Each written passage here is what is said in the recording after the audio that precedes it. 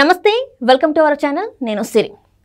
AP CM Jaganmohan Reddy గారు అయితే 3000 మంది వైసీపీ కార్యకర్తలతోనైతే భేటీ అయ్యారు, సమావేశమయ్యారు. అయితే ఈ సమావేశం వెనకాల కథ ఏంటంటే రేపటి ఎన్నికల్లో అంటే గెలిపే లక్ష్యంగా వెళ్ళాలి అని చెప్పేసి, దానికి సహకరించాలి అని చెప్పేసి దిశానిర్దేశం చేసినట్టు మనకు తెలుస్తుంది. అయితే ఇంకా ఏమేమి జరిగింది అక్కడ, అసలు అక్కడ ఏమేమి అంశాలు మాట్లాడారు అనేది మనకు వివరించడానికి మనతో పాటు ఉన్నారు ప్రముఖ సీనియర్ జర్నలిస్ట్ డివిఎస్ గారు. నమస్కారం సార్. నమస్తే అమ్మా. సార్, ఇప్పుడు చూస్తున్నట్టయితే 3000 మంది వైసీపీ నేతలతో, అంటే కార్యకర్తలే కావచ్చు, నేతలే కావచ్చు, మండల స్థాయి నేతలే కావచ్చు, ఇంతమందితోనైతే సమావేశమయ్యారు మన ఏపీ సీఎం జగన్మోహన్ రెడ్డి గారు. అండ్ ఇంకొకటి ఏంటంటే రేపటి ఎన్నికలకి దిశానిర్దేశం చేసినట్టు కూడా తెలుస్తుంది. అండ్ ఇంకొకటి ఏంటంటే దీనికి సహకరించాలి మీరందరూ అని కూడా చెప్పినట్టు తెలుస్తుంది. సో ఇందులో అసలు దీన్ని ఎలా పరిగణించాలి సార్ మనం? జగన్మోహన్ రెడ్డి త్రిశూల వ్యూహం. త్రిశూలం తెలుసు కదా, శివుడి దగ్గర. అవును సార్. 3 అంచులు: దాడులు, దౌర్జన్యాలు, దొంగ ఓట్లు. ఇదే జగన్మోహన్ రెడ్డి త్రిశూల వ్యూహం అని నిన్న చంద్రబాబు కూడా అన్నారు ఎక్కడో సభలో. రేపు రాబోయే యుద్ధంలో జగన్మోహన్ రెడ్డి సిద్ధమా అంటోంది. దీనికే అతను నమ్ముకున్నది 3ంటినే: దాడులు, దొంగ ఓట్లు, దౌర్జన్యాలు అంటూ. ఆ దాడులకు, దొంగ ఓట్లకు, దౌర్జన్యాలకు సమాయత్తం చేయటం కోసమే రాష్ట్ర వ్యాప్తంగా 175 నియోజకవర్గాలకు చెందినటువంటి 3000 మంది నాయకుల్ని పిలిపించారు. ఎమ్మెల్యేలు, మంత్రులు, మాజీలు, ఇన్ఛార్జీలు, జిల్లా పార్టీ అధ్యక్షులు, మొత్తం రేపటి అభ్యర్థులు, మార్చినాళ్ళు, పోయినాళ్ళు, అందరూ కూడా. పార్టీలు మారంగా మిగిలిన వాళ్ళు ఉన్నారే, కొంతమంది ఆల్రెడీ పెట్టేపేడ సర్దుకుని తెలుగుదేశంలోకి పోయేవాళ్ళు పోయారు, జనసేనలోకి పోయేవాళ్ళు జనసేనకి వెళ్ళిపోయారు. ఇక అసలు వ్యూహం ఇప్పుడు బిగినైంది. ఏది, ఈ 45 రోజుల్లో జగన్మోహన్ రెడ్డి ఎత్తులు జిత్తులు మామూలుగా ఉండవు.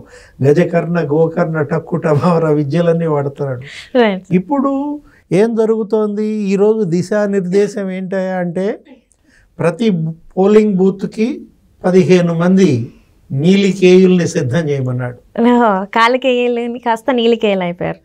అదేది ఆ సినిమా ఏంటి, బాహుబలిలో రాజమౌళి కాలకేయుల. అవును సార్. అంటే వాళ్ళు బ్లాక్. అవును. కాల అంటే నలుపు కాదు. అవును సార్. వీళ్ళు నలుపు కాదు, వీళ్ళు బ్లూ. అందుకే నీలికేయులు అన్నారు. బ్లూ పార్టీ కదా, బులుగు పార్టీ, బులుగు సైన్యం. ఏది, నీలికేయులు ప్రతి బూత్ కి 15 మంది. ఓకే. ఆ ఊళ్ళో 15 మంది గాయలాళ్ళు ఇప్పుడు అక్కడ యోధులుగా నిలబడతారు. బూత్ లో ఉంటారు వాళ్ళంతా కూడా. బూత్ పరిసరాల్లో తిరుగుతూ ఉంటారు. ఏది, ఆ ఓట్లు, తెలుగుదేశం జనసేన ఓట్లు ఏమొస్తున్నాయి, వాటిని ఎలా రాకుండా చేయాలి, ఇప్పటికి ఎన్ని ఓట్లు పడ్డాయి. ఇప్పుడు ప్రతి బూత్ లో కూడా మామూలుగా ఎన్ని ఉంటాయి, ఆ బూత్ లో 300 1000 ఓట్లు ఉంటాయి కదా. ఆ ఓట్లలో ఎన్ని పోలు అయ్యాయి, ఎన్ని పోలు ఆగాయి, దొంగ ఓట్లు ఎన్ని, ఇలా ఇదంతా చూసుకోవటానికి 15 మందిని పెడుతున్నాడు. ఏది, బూత్కి ఎంతమంది? బూత్కి ఇక్కడ 15 మంది నీలికేయులు. వీళ్ళ పైన commander, deputy commander. Deputy commander ఎవరు? గృహ సారథి. గృహ సారథులు తెలుసు కదా, 50 ఓట్లకి ఒక గృహ సారథి, అతను డిప్యూటీ కమాండర్. ప్రతి 50 ఇళ్లకి ఇంకొకడు ఉన్నాడు, యముడు. ఎవరు? వాలంటీర్. అతను కమాండర్. అంటే ప్రతి బూత్ కి కూడా ఒక 17 మందిని సిద్ధం చేశాడు. ఒక కమాండర్, ఒక డిప్యూటీ కమాండర్, 15 మంది నీలికేయులు అనమాట. వీళ్లతో ఆ బూత్ ని ఎలా ఆక్యుపై చేయాలి, ఆ బూత్ లో మెజారిటీ ఎలా తెచ్చుకోవాలి, ఇది వ్యూహం. త్రిశూల వ్యూహంలో ఫస్ట్ ఏంటి? దొంగ ఓట్లు. రెండవది దాడులు, దౌర్జన్యాలు. అతను వాడుతుంది అదే చతుర్విధోపాయాలు అంటారు దీన్ని.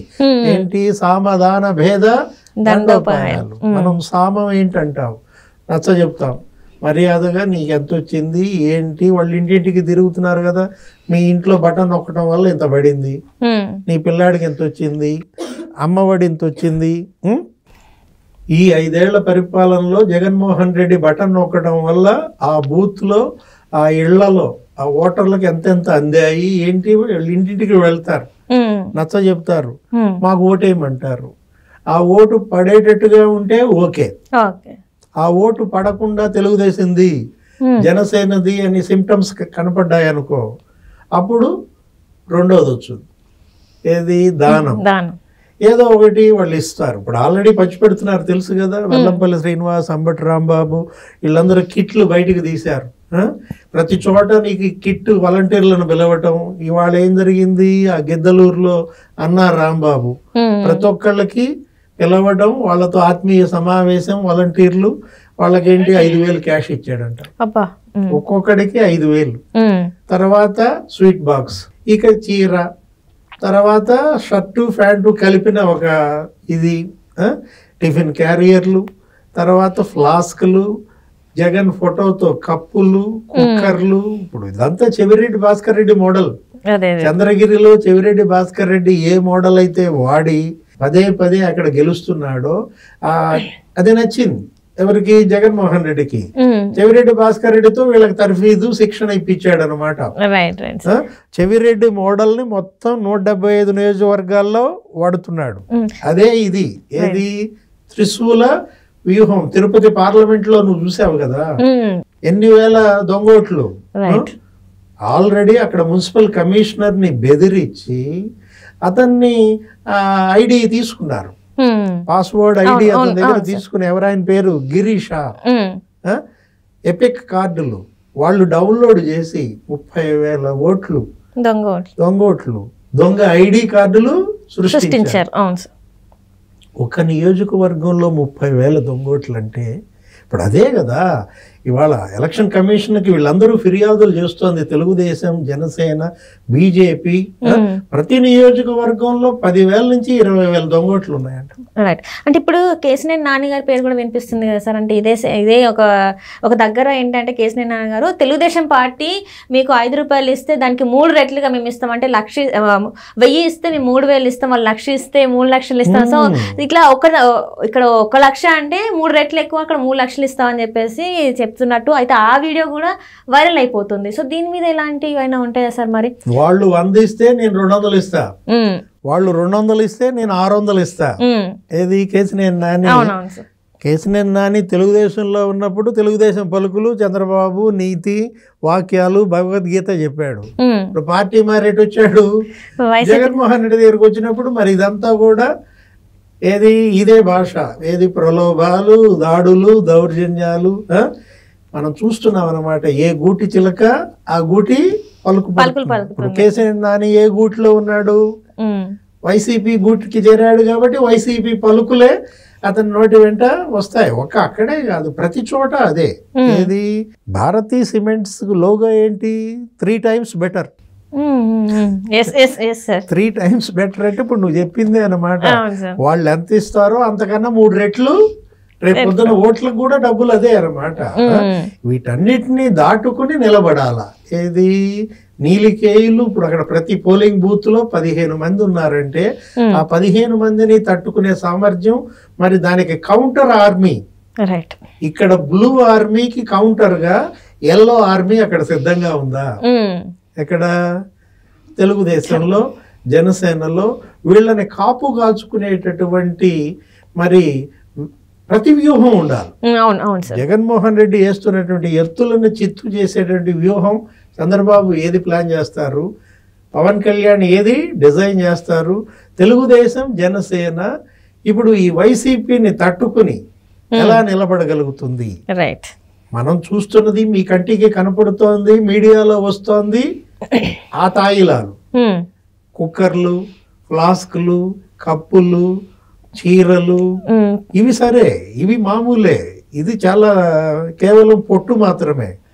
అసలేంటి, అసలు ఇంకా చాలా ఉంది, ఇంకా తీయాల్సింది. ఈ రోజు సభలో సమావేశంలో 3,000 మందికి అదే ఆయన చెప్పింది కూడా. ఆర్థిక బలం పుష్కలంగా ఉంది, మీకన్నీ మేము చూసుకుంటాం, మీకు ఎంత కావాలంటే అంత మీరు ఆల్రెడీ అరేంజ్ చేశారు, ఎటువంటి లోటు లేదు, డబ్బుకి కొదవ లేదు, అంగబలం పెంచండి, ప్రతి బూత్ ని ఆక్యుపై చేయండి, మన నీలికేయుల్ని సిద్ధం చేయండి, బ్లూ ఆర్మీ ప్రతి గ్రామంలో తయారవ్వాలి, ప్రతి బూత్ ని మన కంట్రోల్లోకి తెచ్చుకోవాలి. ఇటు దొంగ ఓట్లు, అటు దాడులు, ఇటు దౌర్జన్యాలతో మళ్ళా ముఖ్యమంత్రి మనం కావాలి. మళ్ళీ వైఎస్ఆర్ కాంగ్రెస్ పార్టీ గెలవాలంటే, గెలవకపోతే జగన్మోహన్ రెడ్డి మళ్ళీ జైలుకి వెళ్ళాల్సి వస్తుంది. రైట్. జగన్మోహన్ రెడ్డి జైలుకి వెళ్తే 2 జాతీయ పార్టీలు ఆంధ్రప్రదేశ్లో తిష్టేస్తాయి. కాంగ్రెస్, బీజేపీ రెడీగా ఉన్నాయి ఏది వైఎస్ఆర్ కాంగ్రెస్ పార్టీని మింగేయడానికి. గెలుపు ఇవాళ జగన్మోహన్ రెడ్డి లక్ష్యం. రెండోసారి గనక జగన్మోహన్ రెడ్డి ముఖ్యమంత్రి కాకపోతే వైఎస్ఆర్ కాంగ్రెస్ పార్టీ కష్టం. వైఎస్ఆర్ కాంగ్రెస్ పార్టీని కాంగ్రెస్ మింగేస్తుంది. బీజేపీ కాంగ్రెస్ ఇవాళ ఎవరు అధినేత? షర్మిల. ఆమె ఇప్పటికే చెప్తోంది ఏమని, నేనే వైఎస్ఆర్ వారసురాల్ని, రాజశేఖర రెడ్డి వారసురాల్ని నేను, జగన్మోహన్ రెడ్డి అసలు రాజశేఖర రెడ్డి వారసుడు కాదు అంటోంది. ఒకవైపు రాజశేఖర రెడ్డి వారసత్వం కోసం అన్నా చెల్లెళ్ళ మధ్య యుద్ధం, మరోవైపు తెలుగుదేశం జనసేన అలయన్స్, బీజేపీ కూడా వస్తోంది అంటున్నారు. ఇప్పుడు ఆ 3 పార్టీలను ఎలా ఎదుర్కోవాలి? దీన్నన్నింటినీ అధిగమించి మళ్ళా జగన్మోహన్ రెడ్డి ముఖ్యమంత్రి అవ్వాలి, అధికారంలోకి రావాలంటే ఎవరిని నమ్ముకోవాలి? జగనన్న సైన్యం అన్నావు, ఏంటనుకుంటున్నావు? ఇదే జగనన్న సైన్యం అయితే అంటే ఇది పాసిబుల్ అవుతుంది అంటారా సార్? మరి ఇంతమంది ఇప్పుడు ఇన్ని ఖర్చు చేసి ఇన్ని చేసినా ప్రజల ఓటు తనకు పడుతుందని నమ్మకం తనకు ఉందంటారా సార్? మరి అది ప్రజల్లో తీవ్ర వ్యతిరేకత ఉంది. ఆ ప్రజల్లో తన పట్ల ఉన్నటువంటి తీవ్ర వ్యతిరేకత బూత్ దాకా వస్తే ఓటమి. దాన్ని బూత్కు రాకుండా మధ్యలోనే అడ్డుకోవాలి. బూత్కు వచ్చేటటువంటి ఓట్లన్నీ కూడా జగన్ అనుకూల ఓట్లే కావాలి. జగన్మోహన్ రెడ్డి ప్రతికూల ఓటును బూత్కు రాకుండా చేయడం కోసమే ఇప్పుడు ఈ సైన్యం, ఈ త్రిశూల వ్యూహం. ప్రతి పోలింగ్ బూత్ కి 15 మందితో ఇవాళ సోల్జర్స్ ని తయారు చేస్తోంది. ఈ గాలోళ్ళందరినీ అక్కడ పెడుతున్నాడు. వీళ్ళంతా ఇప్పుడు అక్కడ కమ్ముకుంటారు. మీరు చూశారు స్థానిక సంస్థల ఎన్నికల్లో, మొన్న జరిగిన స్థానిక సంస్థల ఎన్నికల్లో ఏ విధంగా తెలుగుదేశం పార్టీ, జనసేన వీళ్ళని అసలు నామినేషనే వేయనీలేదు. ఎవరైతే సర్పంచ్ గానో, ఎంపీటీసీ గానో, జెడ్పీటీసీ గానో నామినేషన్ వేస్తాడు ఆ ఊళ్ళో అని తెలిసిన ఇంట్లో లిక్కర్ పెట్టారు, వాళ్ళింట్లో గంజాయి పెట్టారు, వాళ్ళింట్లో ఇంకో ఏవో పెట్టారు, తెచ్చి కేసులు పెట్టించారు. వెంటనే ఏం చేశాడు అతను నామినేషనే వేయలేని పరిస్థితి. పోనీ తన భార్యతో నామినేషన్ వేపిద్దామని ఆమెను తీసుకెళ్తే ఆమె నామినేషన్ పేపర్లు కూడా లాగేసుకున్నారు, గ్లౌజ్ లో పెట్టుకున్నవి కూడా లాగేసుకున్నారు, తలలు పగలగొట్టారు. మనం చూసాం ఏ విధంగా మాచర్లలో అనేక చోట్ల జరిగాయో. వీళ్ళు నమ్ముకున్నదంతా కూడా దాడుల్ని, దౌర్జన్యాలనే. రేపు జరిగే యుద్ధం కూడా ఇదే అన్నమాట. దీన్ని అధిగమించి ఆంధ్రప్రదేశ్లో ప్రజాస్వామ్యాన్ని నిలబెట్టాల్సిన బాధ్యత ప్రజలపైన ఉంది, ప్రతిపక్షాల పైన ఉంది. తెలుగుదేశం, జనసేన వీళ్ళల్లో వీళ్ళు మాకు సీట్లు రాలేదు, మేము ఈ త్యాగాలు చేయాల్సి వచ్చింది, 24 మాకు సీట్లు, 24 సీట్లు జనసేనకి ఇచ్చారు, మేము కోల్పోయాం, ఇలా వీళ్ళల్లో వీళ్ళు కనుక గొడవ పడితే మళ్ళీ జగన్మోహన్ రెడ్డి గెలుస్తాడు, మళ్ళా నీలికేయులదే రాజ్యం. తెలుగుదేశం ఉండదు, జనసేన ఉండదు, మొత్తం జగన్మోహన్ రెడ్డి ఆక్రమించేస్తాడు. రాక్షస రాజ్యం కేర్ ఆఫ్ ఆంధ్రప్రదేశ్ గా మారుతుంది. Right sir, right. Thank you so much sir. నమస్తే.